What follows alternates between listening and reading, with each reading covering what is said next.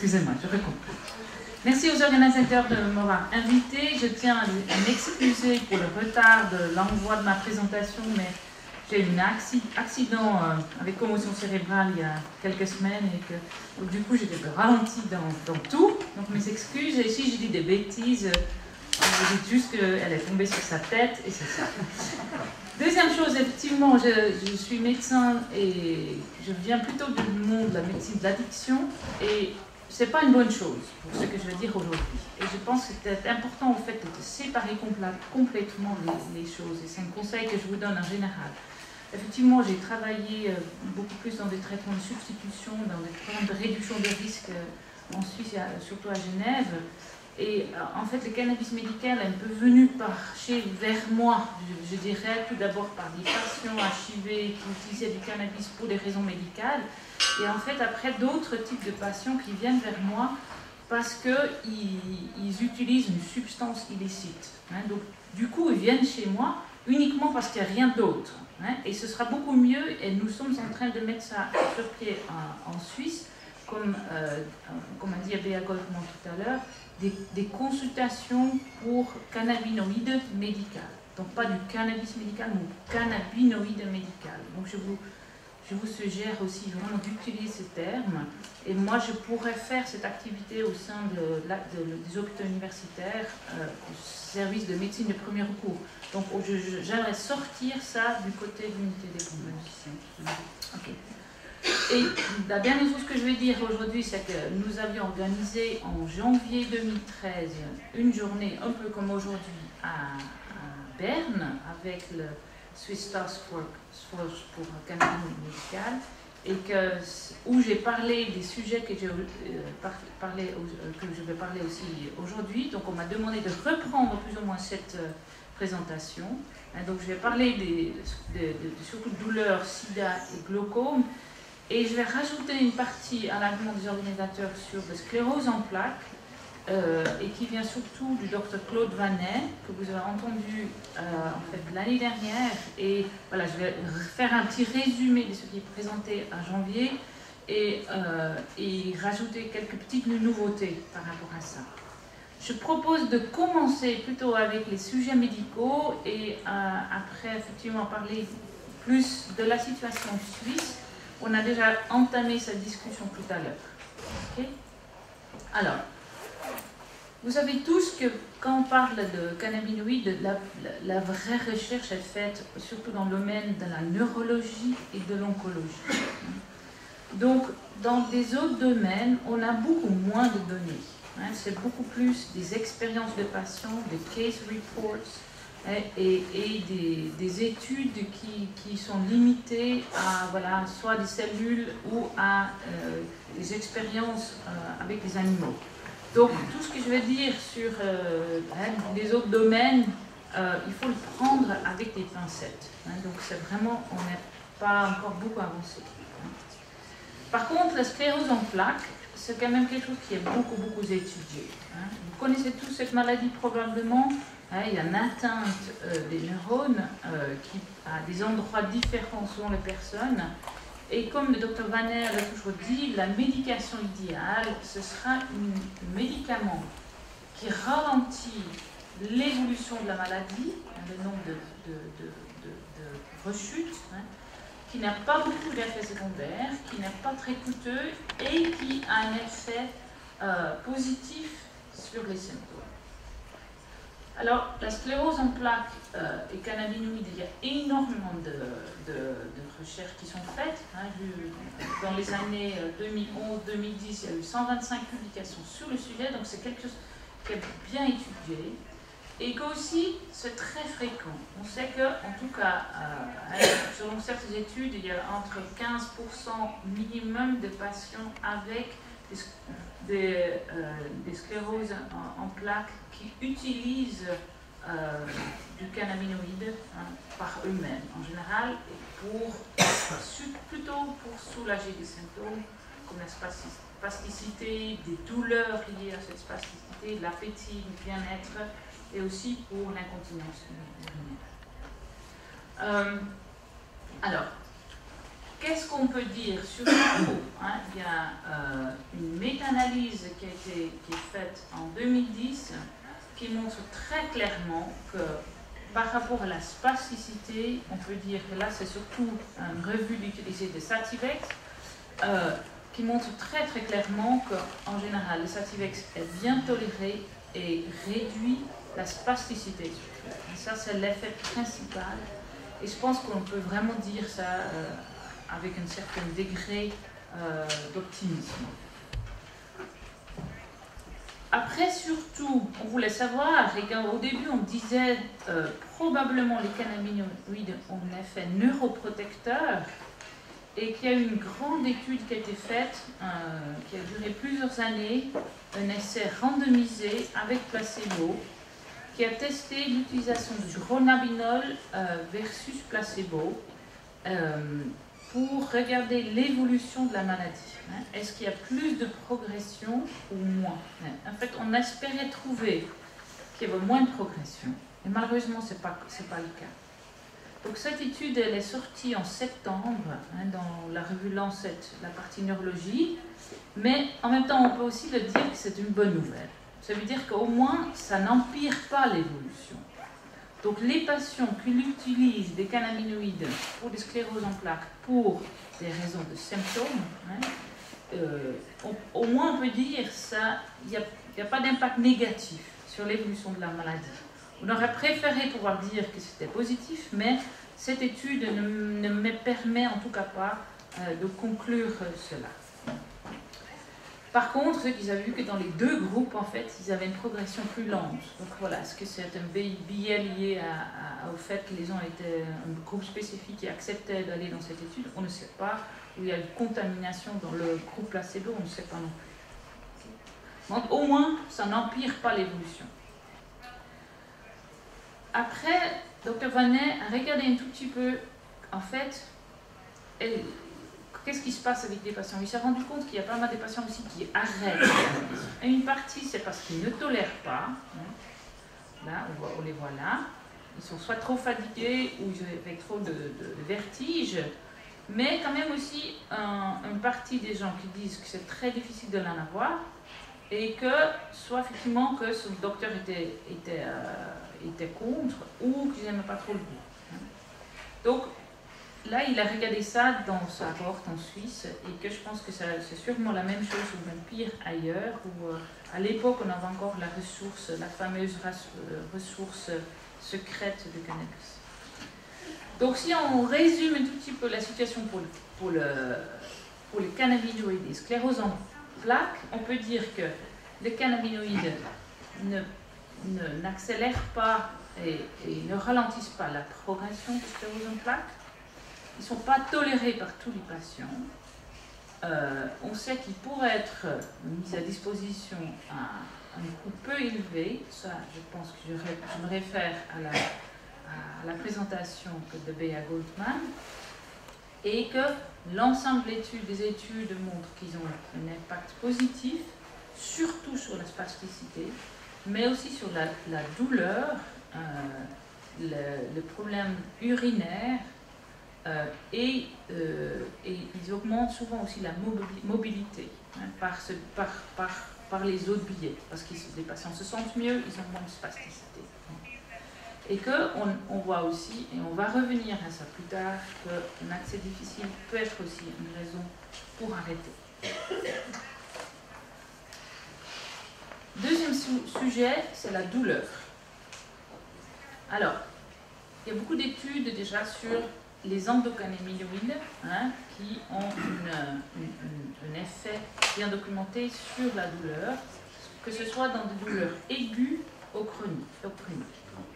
Les mécanismes ils peuvent être divers, ça peut être soit un effet anti-inflammatoire, quand la douleur est liée à l'inflammation, mais ça peut être aussi dû à l'effet antispasmodique, soit parce que les gens dorment mieux, donc ils sont moins fatigués, ils tolèrent plus des frustrations et y inclut la douleur, soit c'est un effet sur la perception de la douleur.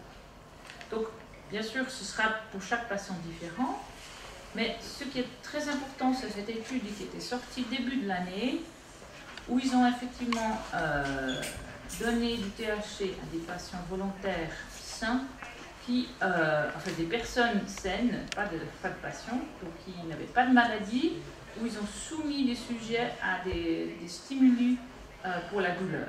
Hein. Donc ils mettaient soit du froid, soit du chaud, et que ce qui était très intéressant, puis se sortait ça, que c'est au fond, en termes d'intensité de la douleur, ça reste à la même chose, hein, que ce soit avec THC ou sans. Par contre, les gens l'apercevaient de façon différente. Hein. Donc, l'expérience de douleur était différente. C'était considéré moins désagréable, même si l'intensité de la douleur a été différente. Donc, ce qu'on sait, c'est que les cannabinoïdes peuvent être utilisés soit en traitement seul, soit en combinaison avec d'autres traitements, que ce soit Panadol, aspirine, anti-inflammatoire ou morphine. Des études montrent surtout c'était des Sativex, même à très bas dosage, qui peuvent être utilisés pour des douleurs neurogènes, et que souvent, il y a d'autres études qui montrent qu'on ne va jamais proposer comme ça, surtout chez les personnes âgées, comme un traitement direct, parce que c'est souvent pas toléré, hein, pas très bien toléré quand c'est surtout du THC pur. Donc ça, je pense que ça, vous savez aussi. Donc, en gros, douleur extrêmement intéressante, pas en première intention, et en combinaison avec d'autres douleurs. Et je pense que c'est un domaine où vraiment on pourrait aller plus loin prochainement. Le sujet de l'asthme, ça c'est toujours un peu paradoxal d'entendre dire que les patients qui fument du cannabis qui disent qu'ils ont moins d'asthme, hein, même moins de crise d'asthme. Alors, vous savez qu'est-ce que c'est comme maladie, hein, c'est une maladie inflammatoire, hein, avec des bronchospasmes. Donc là, on voit tout de suite qu'il y a deux voies d'intervention possibles du cannabis. Donc, ça pourrait marcher soit par l'effet anti-inflammatoire, s'il y a un effet, par l'activation des récepteurs CB2, soit par un bronchodilatation, via l'activation des CB1. Donc, qu'est-ce qu'on en sait effectivement? Ça marche vraiment, hein, il y a des études très claires, mais on peut aussi le prendre par voie orale. Donc, et bien sûr, pour les patients asthmatiques, c'est vraiment la voie qu'on devrait privilégier. On n'a pas de données à long terme, il n'y a pas de données disponibles par des essais randomisés, mais l'observation clinique, elle peut vraiment confirmer l'utilisation du cannabis par voie, au cannabinoïde par voie orale, pour des gens qui ont des asthmes qui ne répondent pas à des traitements conventionnels. Maintenant, tout ce qui est HIV et SIDA, vous savez tous que des problèmes du SIDA et HIV peuvent avoir des complications qui peuvent toucher tous les domaines médicaux, qui nécessitent souvent plusieurs traitements, que ce soit des traitements antiviraux ou le traitement de maladies opportunistes, que ce soit des médicaments qui ont pas mal d'effets secondaires, et très fréquemment on voit des problèmes liés à une perte de poids, des nausées liées au traitement et des douleurs neurogènes. Et que il y a dans les indications reconnues dans la plupart des pays, c'est effectivement quand même la cachexie liée au traitement VIH, en Suisse c'est aussi le cas, plus la nausée, et que même s'il n'y a pas énormément d'essais randomisés, on peut dire que c'est quelque chose qui a un effet reconnu et connu par les patients. Et que de nouveau, ça peut être plusieurs biais. Hein. Est-ce que c'est l'évolution de maladie, est-ce qu'elle est influencée par le fait qu'ils se sentent mieux, prennent mieux les traitements parce qu'ils ont moins de nausées et que parce qu'ils mangent mieux, ou est-ce qu'ils se sentent mieux? Il y a une étude récente sur l'immunité, mais ça c'est plutôt soit dans les cellules, soit dans... vous pouvez regarder soit avec HIV, soit le SIV, et qui semble quand même aussi qu'il y a plutôt, on peut penser qu'il y a un impact positif sur l'évolution de la maladie. Donc de nouveau, en tout cas bon pour les symptômes, et probablement au moins pas un impact négatif sur l'évolution de la maladie, ce qui est important pour nous. Et la dernière partie médicale, c'est le glaucome. Glaucome, c'est une maladie qui est extrêmement fréquente, hein, liée à c'est une neuropathie qui est en lien avec une pression de l'œil qui augmente, intraoculaire, et qu'il y a beaucoup d'études animales qui suggèrent en tout cas depuis longtemps qu'il y a un impact positif sur la pression dans l'œil par les cannabinoïdes. Il se peut aussi qu'il y ait un effet neuroprotecteur sur les cellules rétiniennes.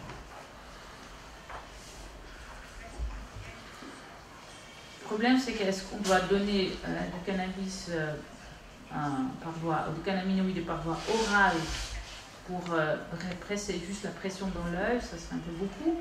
Et que là, on sait, c'est que c'est souvent pas très bien toléré les quantités qu'il faut par voie orale pour avoir cet effet sur l'œil.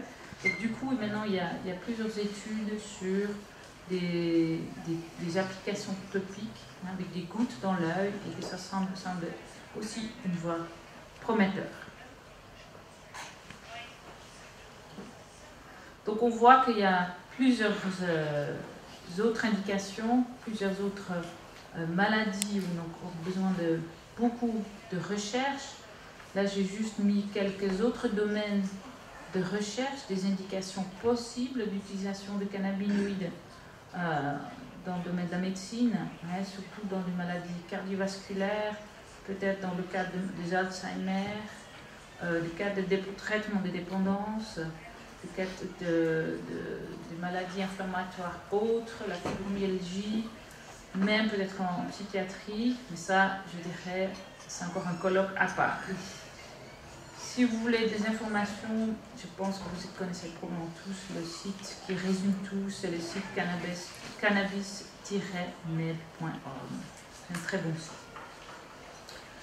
Dans tout ça, il faut toujours se poser la question, hein, quand vous lisez les recherches, est-ce qu'on utilise du THC, du CBD ou on mélange des deux?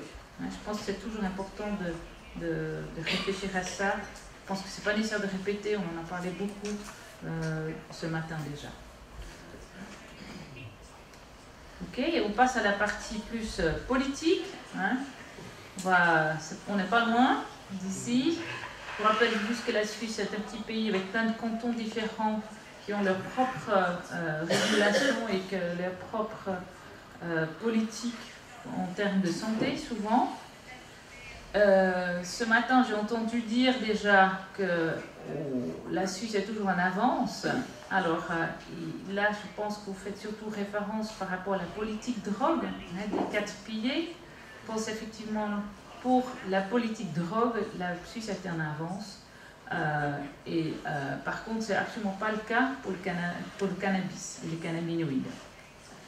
En tout cas, cette fameuse politique drogue des 4 piliers, elle a été acceptée par votation publique en 2008. Donc, le principe de la réduction des méfaits et le principe de traitement de la dépendance aux opiacés avec une possibilité de prescrire la diacétyl de morphine ou héroïne a été accepté par la population. Et qu'en même temps, il y avait une autre votation, c'était sur la dépénalisation de l'usage du cannabis pour tout usage, pas uniquement médical, mais ça n'a pas passé. tout de suite, toutefois, dans la révision de la loi qui est entrée en matière en 2012, donc 3 ans et demi après la votation, après l'écriture de tous les détails de texte de loi, la nouvelle loi a été mise en application et qu'en principe, il y a une ouverture pour pouvoir prescrire d'autres médicaments à base de cannabinoïdes sous condition que ce soit basé sur la science, hein, et que, en principe, on pourrait avoir accès à d'autres médicaments, mais il faut que des firmes en fassent la demande et qu'après on doit être sûr que c'est scientifiquement valide. Okay? Plusieurs autres choses sont passées entre-temps. Depuis janvier 2013, en fait, la possession d'une petite quantité de cannabis, donc petite quantité, c'est maximum 10 grammes, on n'a plus de poursuite pénale, mais en fait, on reçoit une amende. Si on ne s'oppose pas au fait qu'il y a un constat qu'on a fait quelque chose qui n'est pas accepté par la loi, on paye 100 francs et c'est tout. Il n'y a plus de poursuite pénale. Mais c'est assez compliqué parce qu'en fait, ça veut dire que maintenant aussi, les patients qui utilisent du cannabis pour des raisons médicales, si on les prend, ils devraient payer, disons, 100 francs tous les jours, si on les prend tous les jours. Donc on n'a pas encore de feedback, qu'est-ce que ça veut dire pour les patients. Je leur demande tous, qu'est-ce qui vous arrive, est-ce que vous avez déjà eu des soucis. Donc voilà, c'est un pas en arrière au fond, parce que pendant un temps, il y avait une sorte de flottement qui faisait que les personnes n'étaient ni poursuivies et pas de pénalité non plus. Hein. Voilà. Et pour nous, ce qu'il faut savoir, c'est que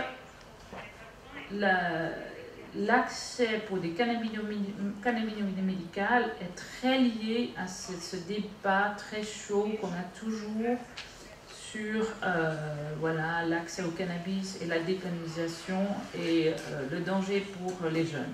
Okay? Et qu'en fait, on a une présentation aussi à Berne en janvier dans quelqu'un qui est politicien connu, qui nous expliquait vraiment c'est le phénomène de la crainte qu'on met le pied dans la porte. Pour la politique actuellement, parler de cannabis médical, c'est une voie pour accéder à la dépénalisation de l'usage du cannabis. Et que c'est un débat qu'il faut éviter et qu'on ne va pas faire, ce n'est pas notre débat. Hein, mais la politique se prend ce débat chaque fois, malheureusement. Alors, on peut prescrire du cannabis.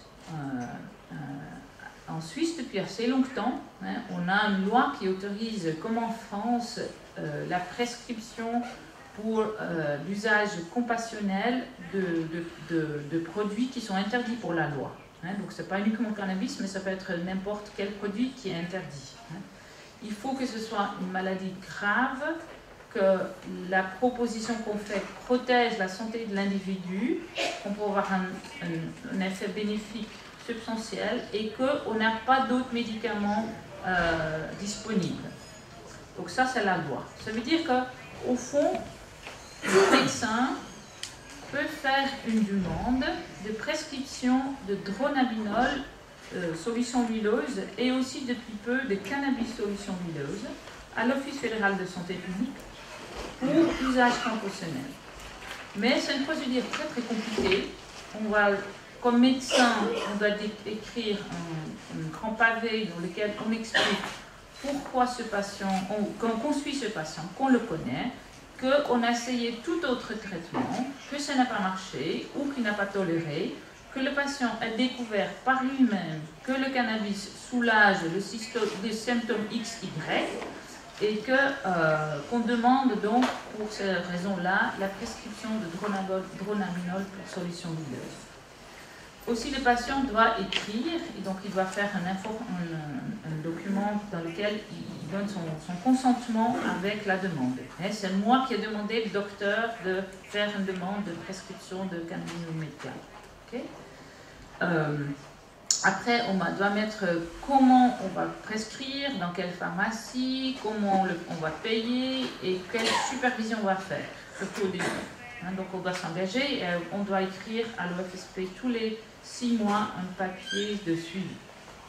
Après, l'Office fédéral de santé publique revoit cette application et donne son autorisation ou pas. Et les indications reconnues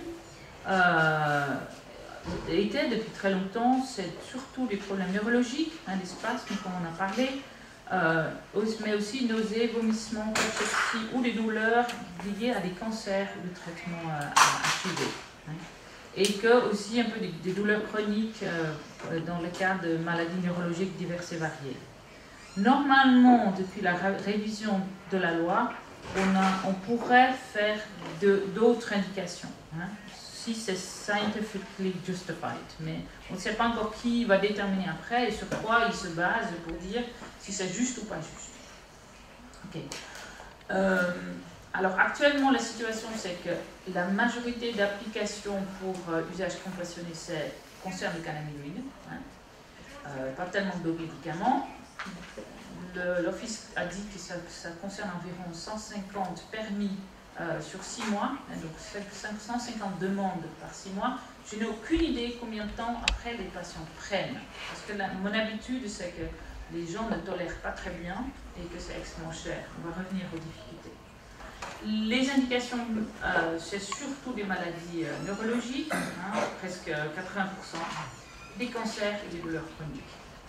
L'OFSP a constaté qu'il y a une augmentation de demandes pour l'utilisation de douleurs chroniques et qu'ils disent d'avoir refusé une fois parce que c'était une demande pour la substitution d'une dépendance au cannabis à quelqu'un qui ne pouvait plus fumer. Voilà. Quand on regarde cette voie officielle, voilà, j'ai essayé de trouver des avantages. Alors, c'est la seule chose que c'est un médicament standardisé. On peut avoir des gouttes, on peut compter les milligrammes et qu'on est dans une situation légale. Par contre, il y a beaucoup de difficultés avec cette voie officielle. C'est que ça a beaucoup de temps de demande. On n'a pas de liberté de médecin juste de faire une ordonnance. On doit avoir une autorisation. Ça prend quand même pas mal de temps. La décision, elle semble un peu arbitraire de temps en temps. Actuellement, on n'a que du dronabinol solution bileuse et du cannabis solution bileuse depuis très peu. Et qu'on a malheureusement, même si la loi le permet d'avoir le produit, on a eu récemment des refus de l'importation des produits Bedrocan, pour des raisons que c'était des fleurs et qu'on pouvait les fumer. Voilà, même si je pense qu'il y a assez de données scientifiquement valides sur l'intérêt des produits Bedrocan, malheureusement ça n'a pas marché. Il y a une firme Purexis, qui s'est vraiment constituée exprès en Suisse pour pouvoir faire l'importation de ce produit. Il n'a pas réussi. Le problème, et on a vu ça avec BA, le dronabinol est extrêmement cher et très souvent c'est pas remboursé. Donc ça veut dire que pour les patients c'est 10 fois plus cher que d'avoir du cannabis, même de l'arc. Beaucoup de patients n'aiment pas le THC pur, ils disent que c'est pas du tout la même chose que le cannabis, je n'aime pas, soit c'est pas le même effet, soit je me sens pas bien avec, ils se sentent trop intoxiqués. Et que notre problème aussi pour moi c'est que je peux que le demander si le patient l'a déjà essayé. Et que c'est assez intéressant parce que j'ai de plus en plus de gens avec une demande, disons j'ai telle et telle maladie, tous les autres traitements ne marchent pas, j'aimerais essayer le cannabis ou le cannabinoïde, mais je n'ose pas aller dans la rue acheter du cannabis, je ne veux pas avoir de plantes, j'ai peur de la police. Et en fait, je ne peux pas demander à l'Office fédéral de santé publique de me fournir juste un petit échantillon pour que les patients testent. Ce sont des solutions très ambiguës. Je dois d'abord envoyer les gens dans la rue pour qu'après que je puisse faire la demande de faire une demande officielle à l'Office fédéral de santé publique. C'est très inconfortable comme médecin, je vous assure. Donc du coup, il y a quelques voies alternatives, on peut dire. Donc tout d'abord, il y a la voie privée qui est complètement illégale. Donc soit des gens ont quelques plantes sur le balcon, soit ils vont se fournir chez quelqu'un qu'ils connaissent ou sur le marché noir. Voilà, ça c'est encore malheureusement c'est la chose la plus fréquente. Il y avait cette source qui était pour des gens avec des maladies neurologiques. On avait cru pendant des années la source à Fribourg. La source a disparu et n'est pas remplacée. Donc c'est un grand souci pour des gens avec des scléroses en plaques ou amyotrophiques. Et que finalement, on a encore deux associations dont je vais parler un tout petit peu en plus sur le modèle, et que c'est une situation grise. Hein. En fait, il y a deux associations, une qui s'appelle les Grüne Blume, et une association que je connais mieux, c'est Alternative Verte. Donc le Grüne Blume Schweiz, donc c'est une association, c'est un peu comme il s'appelle, et je pense que c'est une assez bonne description, un Medical Cannabis Club. Hein. Vous connaissez le Cannabis Social Club, mais là, en fait, ce sont des associations qui mettent à disposition du cannabis, des plantes, pour des patients. Donc, c'est accessible uniquement pour des patients. Il essaye de contourner la loi un peu par ce biais, mais au fond, bien sûr, c'est assez gris. Hein.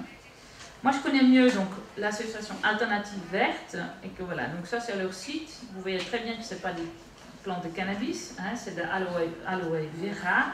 Donc au fond, ce qu'ils disent, c'est qu'ils défendent l'accès à des plantes naturelles, hein, et qu'ils défendent l'accès donc à du cannabis pour des raisons médicales. Pour ça, ça marche de cette façon suivante. Il faut devenir membre, hein, pour environ 200 francs par année. Ces membres ont besoin d'un certificat médical. Donc il faut qu'il y ait un médecin qui dit « Je suis régulière, monsieur ou madame X, pour sa maladie X, et qu'après on fait un peu... Voilà, il a essayé tout pour se soigner, mais ça ne marche pas, et c'est seulement le cannabis qui permet de faire ceci et cela. Et que voilà, donc c'est pas un certificat qui a une valeur juridique, mais c'est juste pour que l'association sache que voilà, que c'est un vrai problème médical, et qu'après c'est voilà, ils mettent à disposition le cannabis pour les membres, hein, et qu'ils encouragent aussi l'utilisation de cannabis, soit par un vaporisateur, soit ils préparent des gâteaux de cannabis ou de l'huile de cannabis. Pour éviter que les gens fument, et qu'ils mettent donc aussi à disposition d'autres médications naturelles et d'autres types de médecine alternatives. Alors, ça c'est étrange, cette situation, parce que c'est une association qui est tolérée par la ville. Ils ont mis à disposition un local, hein, pour l'association. Mais en même temps, dans le local, ils n'ont pas le droit d'avoir du cannabis. Donc, une fois par semaine, ils vont ailleurs, quelque part dans un autre café, où les membres viennent, et que, voilà, donc c'est OK avec les gens du café, et que, où, voilà, il y a l'échange de produits, si on peut dire. Il n'y a pas de vente, parce que c'est des membres, mais c'est complètement ambigu, c'est complètement gris comme situation, hein. Et que l'avantage de ce modèle, c'est quand même qu'une situation plus ou moins illégale, hein, qu'au moins les membres sont encouragés à avoir un suivi médical. Cette association a une sorte de fonction sociale, hein, pour certains membres, et que ça améliore leur qualité de vie. Il y a aussi, ils ont comme une sorte d'interlocuteur formel entre la société et le club. Ils changent, pour moi, et je pense que c'est très important, cette visibilité, l'aspect humain, comme les témoignages qu'on vient d'entendre tout à l'heure. C'est aussi des gens, moi, si un journaliste qui m'appelle pour parler du cannabis, j'encourage toujours à prendre contact avec l'association pour qu'il y ait une histoire personnelle derrière, parce qu'on sait comment c'est important pour avancer la cause du cannabis médical. Mais c'est très difficile comme situation, parce que voilà, ces associations sont tolérées, mais leurs activités sont quasiment semi-illégales. Mais en fait, le problème c'est que personne ne veut savoir d'où vient le cannabis qu'ils mettent à disposition de membres. C'est un peu comme aux Pays-Bas, le coffee shops, le backdoor problem, c'est pas réglé. Hein. Donc, moi je ne veux pas savoir non plus. Hein, donc, mais Mais en même temps, je trouve que les gens qui produisent, ils se mettent à risque pour les membres. Et chaque fois, il y a des soucis. Hein. Je sais que voilà, de temps en temps, la police descend et prend des plantes mères. Et voilà. Donc, très très inconfortable. Et qu'en plus, on ne sait pas, les membres aussi, ils disent, voilà, de temps en temps, elle est plus forte que l'autre. Finalement, la qualité est inégale.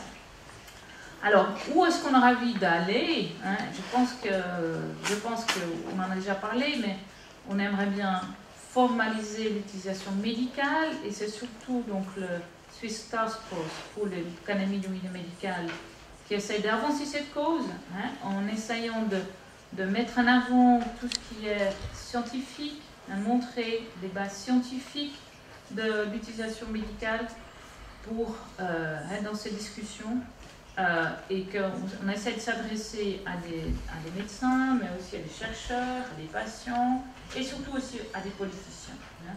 Et voilà, c'est Dr. Brenneisen qui est ici, qui est le grand leader de notre task force, et que ce qu'on essaie, c'est vraiment, et je pense que ça aussi c'est un domaine dans lequel moi j'essaie de m'impliquer, c'est d'encourager la formation de médecins.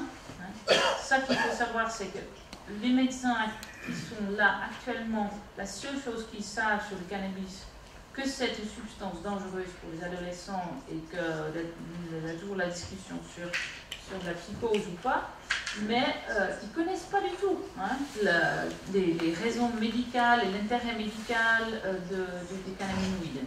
Donc il y a un énorme travail de formation de médecins, hein, maintenant au niveau pré-grade, mais aussi au niveau post-grade et continu, hein, de mise à jour de connaissances dans tous les domaines de la médecine à faire. Et je vous encourage aussi, heureusement on a la faculté de médecine de Strasbourg, c'est fantastique, et que je pense que c'est quelque chose à faire. Aussi on a encouragé la recherche. On a organisé des événements comme vous le faites ici aujourd'hui et qu'on a déjà reçu des demandes pour le refaire. Hein. Donc vraiment c'est quelque chose qui a eu une très bonne accueil auprès du public, auprès des médias, auprès de la politique. Je pense que c'est important. On essaie aussi d'être un interlocuteur officiel pour l'Office fédéral de la santé publique. Je pense que c'est très utile aussi. Ils ont besoin des gens du terrain. Et qu'on essaye d'être une sorte de plateforme pour tous les gens qui ont des questions autour de l'utilisation médicale de cannabis. Voilà, je résume. Cannabinoïdes dans la médecine, hein, il y a beaucoup de développement, mais une partie de la recherche a été faite avec du THC pur ou avec des applications qui n'étaient pas très optimales. Gardez ça en tête pour neurologie, oncologie, mais surtout pour les autres maladies. Les effets des cannabinoïdes pour les différentes maladies et symptômes sont liés surtout à des effets anti-inflammatoires, antispasmodiques, la neuroprotection, plus le côté augmentation de l'appétit, perception des symptômes et peut-être encore des effets qui dépendent des maladies qu'on ne sait pas très bien. Il y a encore beaucoup de fine-tuning à faire sur quel cannabinoïde pour quelle maladie. Ça, c'est encore un énorme domaine de recherche. Pour la plupart des indications, on ne va pas recommander le cannabinoïde comme un traitement de première intention, hein, même si ça pourrait changer dans le futur. Mais on peut dire que si c'est toléré, les cannabinoïdes utilisés de façon secure, donc pas en fumée, peut être considéré un traitement alternatif pour la douleur, l'asthme, le sida, le glaucome, les maladies neurologiques et probablement plein d'autres maladies. L'accès officiel en Suisse du cannabinoïde est extrêmement difficile, est très limité encore. C'est plus un sujet politique que médical ou scientifique, malheureusement. Les Medical Cannabis Clubs pourraient être une alternative. En tout cas, pour le moment, ils remplissent ce rôle, mais malheureusement, ils ont beaucoup de limitations. Et que nous essayons avec les STMC d'encourager un vrai débat scientifique et médical sur l'utilisation des cannabinoïdes médicales. Et on est très content de pouvoir collaborer avec vous pour ça. Merci beaucoup pour votre attention.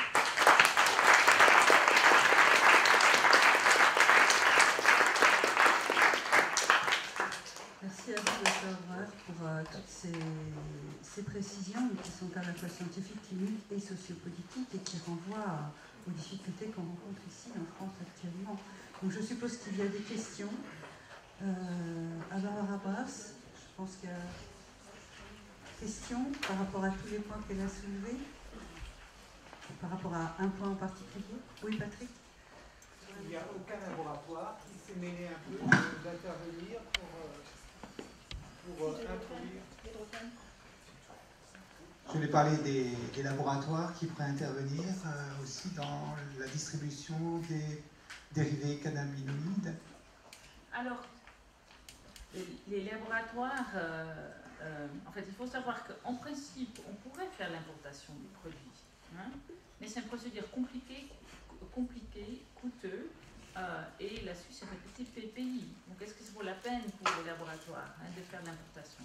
Et heureusement, il y a des entreprises pharmaceutiques qui s'intéressent à la question, mais il faut savoir, c'est pas évident parce que voilà, il faut passer par Swissmedic, c'est toute une démarche compliquée et pas évident parce qu'il y a beaucoup d'exigences pour pouvoir admettre un produit sur le marché.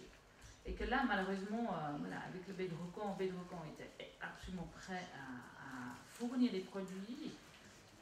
Voilà, il y a eu refus.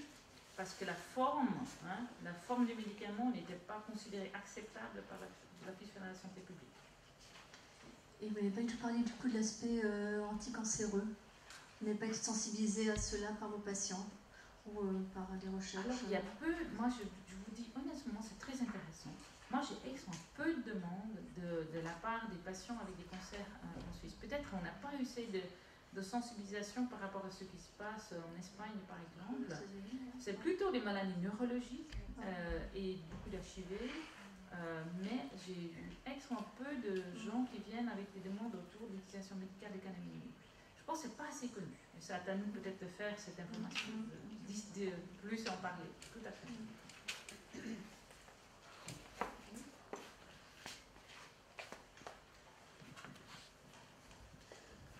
Si j'ai bonne mémoire, quand vous vous êtes présenté, vous avez indiqué que vous aviez travaillé dans la réduction des risques. Est-ce qu'on a une idée du nombre d'usagers problématiques de cannabis en Suisse et du nombre de patients qui pourraient en bénéficier et les mettre en regard, tout simplement? On sait par exemple qu'en France, sur les moins de 18 ans, on a à peu près 30 000 utilisateurs problématiques qui vont avoir des problèmes sociaux parce qu'ils consomment du cannabis. Il y a des chiffres, il y a des études qui ont été faites au niveau européen. Donc pour vraiment voir si cette ouverture médicale est vraiment un pied dans la porte et quelles pourraient être les conséquences, ça pourrait être intéressant de dire, voilà, il y a peut-être en Suisse 100 000 utilisateurs problématiques de cannabis qui ont aujourd'hui un problème d'addiction, mais en face on peut avoir peut-être 1 ou 2 millions de personnes qui pourront en bénéficier. Est-ce qu'il y a des études qui sont faites dans ce sens-là? Alors la question est que, voilà, ce qui est clair, c'est que ça bloque sur le plan politique à cause de la crainte des utilisations plus problématiques pour des gens qui utilisent pour des raisons non médicales. Et effectivement, notre objectif, c'est surtout de séparer les deux questions. Pour moi, c'est vraiment, ça n'a rien à voir. C'est idem, je veux dire, toute substance psychoactive a un côté risque et un côté bénéfique. Les opiacés, c'est la même chose. Heureusement qu'on a la morphine pour traiter la douleur. Ce n'est pas une raison d'interdire la morphine parce qu'il y a quelques personnes qui peuvent développer une dépendance aux opiacés, que ce soit l'héroïne ou autre. Et ces deux discussions, à mon avis, il faut les séparer complètement. Ce sera vraiment ma suggestion. Essayez de les séparer. Là, il y a un côté, c'est l'abus de substances, que ce soit de l'alcool, du cannabis, par une certaine partie de la population. Ça, il faudra trouver une réponse. D'autres choses, c'est des patients qui ont des maladies et on a des médicaments qui ont un potentiel énorme. Et voilà, et là, on doit focaliser.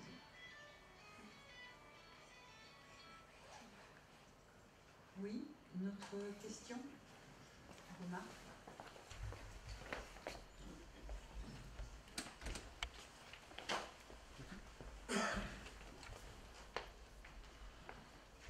Bonjour.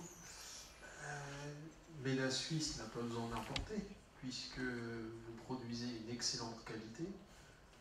À l'époque, entre 1997 et 2003, il y avait 84 magasins à Bâle, et on pouvait acheter son herbe là-bas.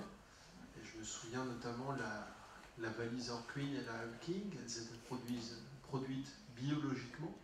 Il y avait le petit bourgeon, comme sur la nourriture, sauf que c'était pour l'herbe. Alors c'était pratique pour les gâteaux, parce que là on était sûr qu'il n'y avait pas de pesticides ou de produits chimiques. Et vraiment, c'était la qualité disponible à tous. C'était en vente libre comme des bananes. Et je ne comprends pas pourquoi, du jour au lendemain, c'était le 13 octobre 2003, ils ont fermé tous les magasins de chanvre, la verbale. Je ne sais pas si dans tout le reste de la Suisse, ils ont fermé les boutiques. Mais du jour au lendemain, ça a été la prohibition. Comme j'ai dit, que c'est un dossier politiquement sensible et que c'était des raisons de crainte d'abus qui ont fait que ces portes sont fermées de tous ces petits magasins. Vous avez raison qu'on peut très bien cultiver un bon médicament à base de cannabis avec un produit suisse, même aussi français. Il faut juste que les lois changent. Hein. Mais de nouveau, notre objectif, c'est de ne pas avoir du cannabinoïde ou du cannabis en vente libre pour l'usage, disons, récréatif maintenant. Notre but premier, c'est d'avoir un médicament à disposition pour les malades.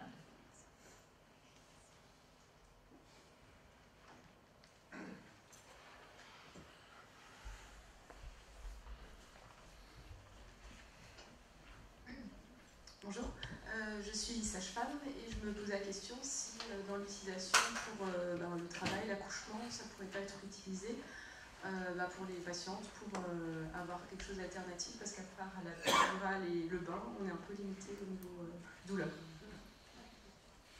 Et s'il y a des effets sur le fœtus, je sais qu'il n'y a pas d'effet malformatif, mais est-ce qu'il y aurait des effets autres négatifs? Alors, à ma connaissance, il n'y a pas d'études faites autour du moment de l'accouchement et des cannabinoïdes. Ce qu'on sait, c'est que les cannabinoïdes passent la placenta et que donc, du coup, il y aurait un effet sur l'enfant. Et que, voilà, ce sera une étude à faire éventuellement, un petit dosage et peut-être avec très peu de THC et plutôt du CBD. Mais il faut vraiment peser les pour et les contre. Je dirais plutôt, essayons sans médicaments du tout. Je pense que c'est le mieux pour l'enfant et la maman. Mais en même temps, peut-être par rapport à d'autres médicaments qu'on pourrait utiliser, ce sera moins toxique. C'est possible. Mais je ne peux pas vous répondre parce qu'à ma connaissance, il n'y a pas d'études là-dessus.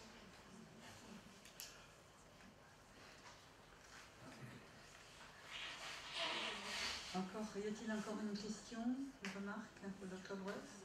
Sébastien? Ouais, c'était par rapport au médical chez un cannabis. Oui, bonjour, Sébastien Maigri. C'était par rapport au Cannabis Medical Club. Est-ce que vous avez la possibilité de faire des tests de cannabinoïdes d'une certaine manière ou d'une autre, pour pouvoir savoir un peu qu'est-ce que les patients, vous disiez que un coup elle va être plus forte, un coup elle va être moins forte, et... Alors, effectivement, il y a des gens qui pourraient le faire, mais ça coûte de l'argent de faire l'analyse des produits. Donc, le professeur Brandhaisen, c'est le spécialiste en Suisse pour l'analyse des produits de cannabis. Ça lui arrive d'en faire, que les gens l'envoient directement à lui, et qu'il pourrait mieux vous répondre que moi. Mais après effectivement, voilà, pour les patients, ça ne change pas beaucoup, parce qu'en tout cas, ils ne vont pas changer. Ils ne savent pas d'où ça vient, ils sont déjà dépendants de l'association. Donc, voilà, et ils vont s'adapter dans la quantité qu'ils vont prendre, et ils s'écoutent bien, mais vous avez tout à fait raison, c'est très désagréable, même pour moi. Je veux dire, on ne peut jamais dire prenez X autant, parce qu'on ne sait pas ce qu'il y a dans les produits. Et de nouveau, on est dans cette situation très inconfortable comme médecin. Dr. Velasco. So, just I would like to do a general question, because after listening to your talk and also the previous talks, it's obvious that, I mean, the people are trying to get organized in order to be able to administer cannabinoids to patients as something practical, as a way of solving a problem. That is, there is a demand by the people, a necessity of getting cannabinoids, but it's not possible to get them legally. And then in each specific country there seems to be different problematics. So I was wondering, in the case of Switzerland, what would be the best strategy? Because in terms of administering the patients, it's obvious that what you are doing is a great job. And also, we have been told before about the same. But what would be more practical? Because probably this is a country where it is very democratic in the sense that you have to go for a referendum and then might be or not an approval by the whole population. But how would be easier to convince the whole population and the authorities? Through an official drug that you can prove that is useful, and then you can come back and authorize the cannabis plant. So what do you think should be the best strategy in order to get, let's say in a few years, a legalization of the medical use of cannabis? That is not, seems to be still a bit complicated, and you need to go to many complexities, and really this is not fair for the patient. So obviously this is a complicated question, but just a reflection on that. No, it's a very interesting question. What we are trying to do now, and of course we don't know if it's the good strategy, is really with the Swiss task force, organize events, invite the Federal Office of Public Health, and show the research, what's done, to change the mindset, to see that there's a real benefit. And by that way, slowly, I think we need to get projects, clinical trials ongoing now, as you do. Because then people will say, wow, this is interesting, because in fact people tolerate and they do better. And the more physicians, the more nurses, the more patients see it, then they will talk about it. And then, you will have studies, they will be presented in congresses, and I think this is slowly the thing we should try to have ongoing. Most important thing is also really be able to publish the results, like the results of Bea Goldman. It was a sort of, we don't talk about it because we are afraid that if we talk about it openly, they will stop it. And I think the best thing to do now is, to feel that we have the liberty to publish this data. And again, that's what I really hope that you can do also is the science behind it, document it and see what is the positive side, negative sides, be honest about side effects, when it doesn't work, what works, what doesn't work, what are the difficulties that people have. And that's the way we try, and maybe in 20 years we'll see that it's the wrong way, but but I think that's, for me, we have to go very slowly, and sometimes I'm really frustrated, because especially like I had two patients for whom I did the request to import Bedrocan products, and I think it was well documented, and not, people who have been trying the medication before, and then the fact that we just could not import it. I was so upset, because this is a product we know, and they were not smoking it. It was and that's something frustrating. But okay, I need to have patience. I went too fast, and what they say is, don't go too fast, because if you go too fast, we will be way back again. So the political agenda is something so difficult to judge, And maybe what's difficult also is this whole recent ongoing discussion on legalization of cannabis in many countries. I think it's not good for us now, because they say, oh, they want to do like in Uruguay and in the States, Of course, we look at that as interesting, but it's not what we want. We want just access to medication. So we have to avoid that we mix again the discussion. Ok, on va arrêter. Ah, pardon, Bea Goldman, et on t'arrête après. Okay. For me, it's one of the key points as well, educating people, because I already started educating the nurses in the Hochschule, and they're all extremely keen, and those nurses are often interested in doing further training. They talk to their GPs, the pressure from the patients, and educating patients as well, officially. I think things change quicker when the pressure comes from the bottom. When it comes from the top, there's too much profile and God knows what involved. But from the bottom, it's difficult to resist, because there is the power of the normal people. and they can change things, I'm convinced.